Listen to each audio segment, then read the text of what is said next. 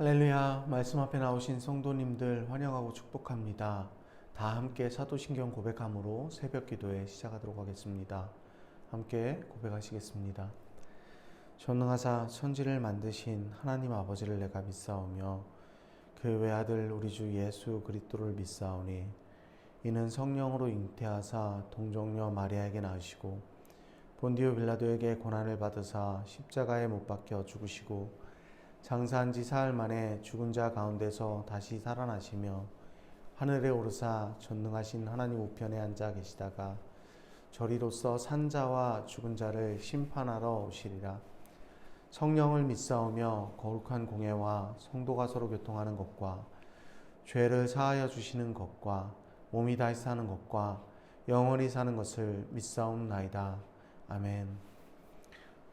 오늘 우리가 함께 살펴볼 본문 말씀은 마태복음 14장 13절에서 21절까지의 말씀입니다. 짧은 말씀이므로 각자의 자리에서 합독하도록 하겠습니다. 함께 읽겠습니다. 예수께서 들으시고 배를 타고 떠나사 따로 빈 들에 가시니 무리가 듣고 여러 고을로부터 걸어서 따라간지라. 예수께서 나오사 큰 무리를 보시고 불쌍히 여기사 그 중에 있는 병자를 고쳐주시니라. 저녁이 되매 제자들이 나와 이르되 이곳은 빈들이요 때도 이미 저물었으니 무리를 보내어 마을에 들어가 먹을 것을 사 먹게 하소서. 예수께서 이르시되 갈 것 없다. 너희가 먹을 것을 주라. 제자들이 이르되 여기 우리에게 있는 것은 떡 5개와 물고기 2마리 뿐이니이다. 이르시되 그것을 내게 가져오라 하시고 무리를 명하여 잔디 위에 앉히시고 떡 5개와 물고기 2마리를 가지사 하늘을 우러러 축사하시고 떡을 떼어 제자들에게 주시매 제자들이 무리에게 주니 다 배불리 먹고 남은 조각을 12바구니에 차게 거두었으며 먹은 사람은 여자와 어린이 외에 5,000명이나 되었더라. 아멘. 마태복음 말씀을 계속 우리가 새벽기도 말씀으로 묵상하며 나아가고 있습니다. 오늘 우리가 읽은 말씀은 우리가 너무나도 잘 알고 있는 오병이어에 관한 말씀입니다. 오늘도 2개의 문단으로 나뉜 본문입니다. 특별히 오늘 본문을 통해서 큰 무리를 보고 불쌍히 여기사라는 표현을 눈여겨볼 필요가 있습니다. 사복음서에서는 평행본문이 많이 등장을 합니다. 예수님이 사역하셨던 그 본문들을 다른 본문에서도 똑같이 기록하고 있는 장면들이 많이 등장합니다. 하지만 사복음서에서 나오는 기적 중에서 사복음서 모두에 동일하게 나오는 기적은 딱 하나밖에 없습니다. 바로 오늘 우리가 나누는 오병이어의 본문뿐이 없습니다. 이 본문은 모든 제자들이 눈여겨보았고 그만큼 임팩트가 있고 또 예수님의 사역 가운데 중요하게 생각하는 기적의 현장이기 때문에 사복음서를 기록한 모든 기자들이 빼놓지 않고 기록했다고 생각할 수 있습니다. 다른 평행 본문에서 추가된 표현은 마가복음 6장 34절 말씀에 이렇게 표현하고 있습니다. 예수께서 나오사 큰 무리를 보시고 그 목자 없는 양 같음으로 인하여 불쌍히 여기사 이에 여러 가지로 가르치시더라. 아멘. 오늘 말씀에서는 큰 무리를 보시고 불쌍히 여기사라는 표현이 되어 있지만 마가복음에서는 거기에 추가해서 목자 없는 양 같음으로 인하여, 큰 무리가 불쌍히 여겨진 이유는 그들이 목자 없는 양같이 살아가고 있음을 불쌍히 여기셨다라는 것입니다. 불쌍히 여기시고 먹을 것을 주시는 게 먼저가 아니라 여러 가지 가르치시더니, 불쌍히 여기시고 병자를 고쳐주시고 여러 가지 말씀으로 그들을 권면하시고 가르쳐 주시더니, 너희들이 목자 없이 지금처럼 살아가면 너무나도 불쌍한 인생이다 라고 여러 가지 말들로 목자가 있다는 것은, 하나님을 믿고 하나님을 따라 산다는 것은, 나를 따른다는 것은 하시면서 여러 가지 말씀로 그들을 권면하였다라고 이야기를 하고 있다라는 것이죠. 성경에는 목자와 양 비유가 참 많이 나오는 것 같습니다. 많이 등장을 합니다. 우리가 교회에 다니다 보면 창문 같은 데 아니면 벽화 같은 데 여러 가지 성화의 그림을 자주 접할 수가 있습니다. 우리가 가장 많이 보는 성화가 어떤 성화일까요? 예수님이 등장을 하고 양떼들이 예수님 뒤를 따르고, 특별히 예수님이 어린 양을 안고 있는 성화만큼 우리가 많이 보는 성화는 없다라고 우리가 얘기할 수 있습니다. 목자가 양과 목자의 이 관계에 대해서 성경에서 많이 말씀해주고 있는 것처럼 성화도 많이 있는 이유는, 사실은 성경에서 예수님이 우리에게 말씀하신 그 본질이 그거에 담겨 있다라고 우리가 해석할 수 있을 것 같습니다. 목자가 하는 일은 무엇이죠?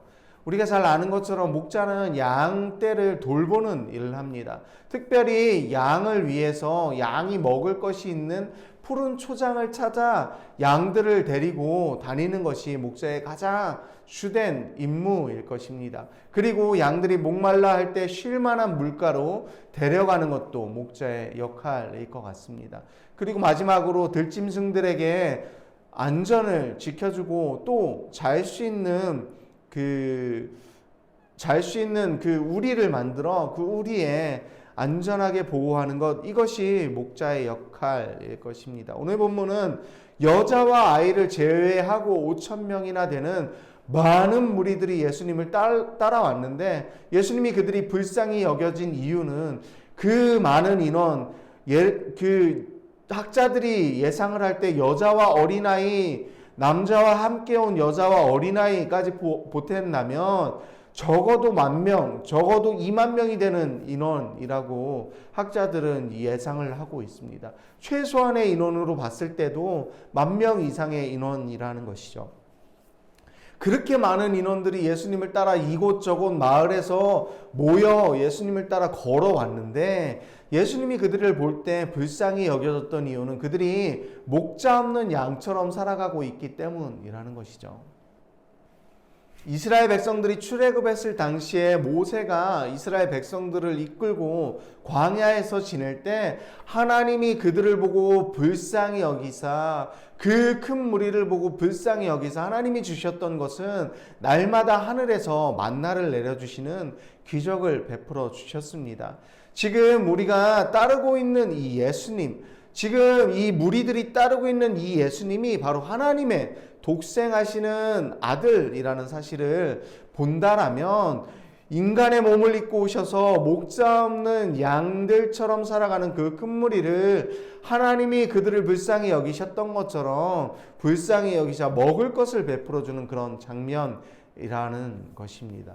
첫 번째 문단을 살펴보면 예수님은 지금 세례 요한의 죽음의 소식을 접하시고 잠시 몸을 피하시려고 이동을 하신 것 같습니다. 그런데 정말 많은 사람들이 각 고을에서 예수님이 그쪽으로 가신다라는 소문을 듣고 쫓기 시작합니다. 정말 많은 인원이었습니다. 여러분 한번 연상해 보십시오. 여자와 아이를 제외하고 5,000명이나 되는 10,000명이 넘는 인원이 예수님을 우르르르르 쫓아온다라고 생각해 보시죠. 정말 장관이 아닐 수 없을 것 같습니다. 정말 많은 사람들이 정말 왁자지껄 모여서 정말 몸을 부대끼면서 그렇게 이동하고 있는 그런 모습일 것입니다. 그 모습을 보면서 예수님은 그들을 불쌍히 여기셨고 그들을 치료하시고 그들에게 말씀을 전하시고 이제 저녁이 되니까 그들이 배고플 때가 되어 제자들이 그들을 마을로 돌아가 먹을 것을 먹으러 보내야 한다라고 두 번째 문단에서 제자들이 이야기하고 있습니다. 하지만 예수님은 그럴 필요 없다라고 이야기하시죠. 제자들에게 그들을 위해 먹을 것을 나눠주라 라고 명령하셨습니다. 제자들은 황당했을 것입니다. 아니 지금 10,000명이 넘는 이 인원을 우리 수중에 빵 한 조가리도 없는데 어떻게 먹여서 보내라는 말씀이시지? 이렇게 황당한 요청을 했음에도 불구하고 명령을 했음에도 불구하고 제자들은 그 사람들에게 돌아다니면서 너희들이 먹을 것을 얼마나 가지고 있느냐 탐문하기 시작합니다. 그리고 그들에게서 지금 먹을 것이 딱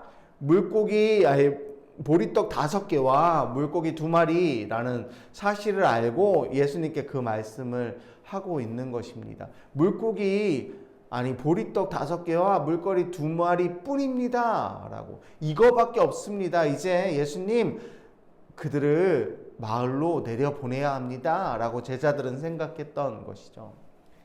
하지만 원어로 살펴보면 아이가 내놓은 이 보리떡 5개와 물고기 2마리는 우리가 생각하고 있는 것처럼 떡 5개와 물고기 2마리가 아니라 떡 5덩어리와 물고기 2조각, 즉 어린아이가 한 끼로 먹을 수 있는 그 한 끼를 자기가 챙겨왔던 것이었죠. 그러니까 그 작은 것으로 당연히 어린아이 1명이 먹을 것으로 10,000명이 넘는 사람들을 먹이는 것은 말도 안 되잖아요. 그러니까 제자들은 지금 걷어봤는데 이거밖에 없어요. 예수님 이제 내려보내시죠. 이렇게 이야기를 하고 있는 것입니다. 하지만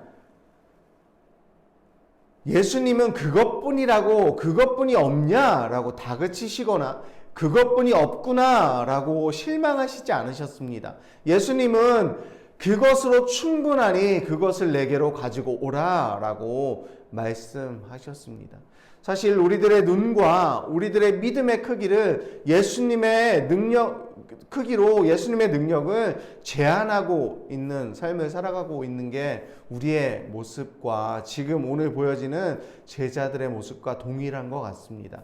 우리는 예수님이 여기까지는 해주실 수 있을 거야 라고 제한하는 믿음을 갖고 살아갑니다.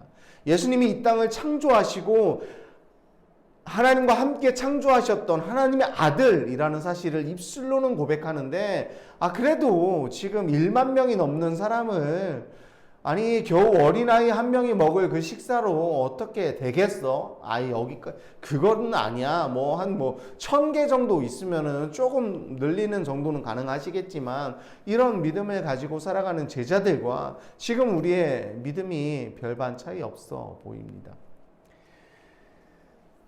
하지만 하나님은 그들을 불쌍히 여기시고 날마다 만나로 그들을 40여 년 동안 먹이셨던 것처럼 지금 예수님께서도 그들을 불쌍히 여기셨다라면 예수님이 넉넉히 그들을 먹이고도 남을 수 있다라는 믿음을 우리는 가져야 한다라는 것입니다. 말씀을 정리하겠습니다. 사랑하는 성도 여러분, 예수님께 자신의 작은 것을 내어주실 수 있습니까? 지금 어린아이는 자신의 작은 것을 예수님께 내어드렸습니다.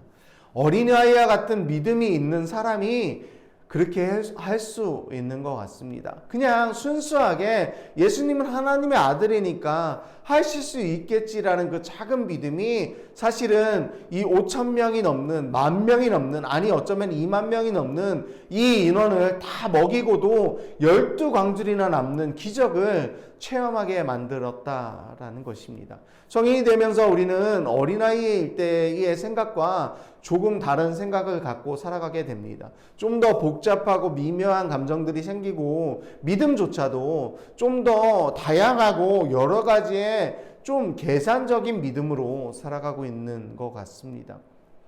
우리 스스로 제한을 두고 여기까지는 가능할 거야. 예수님이 내 경험상 여기까지는 해주셨어. 라는 믿음을, 제한하는 믿음을 가지고 살아가게 되는 것 같습니다. 우리에게 예수님께 우리의 작은 믿음이라도 내어드리고, 예수님, 제가 믿음은 적지만 예수님께서 하나님의 아들이시라면 이 작은 믿음도 사용하여 주시옵소서 라고 예수님께 맡겨드릴 수 있는 믿음이기를 소망합니다.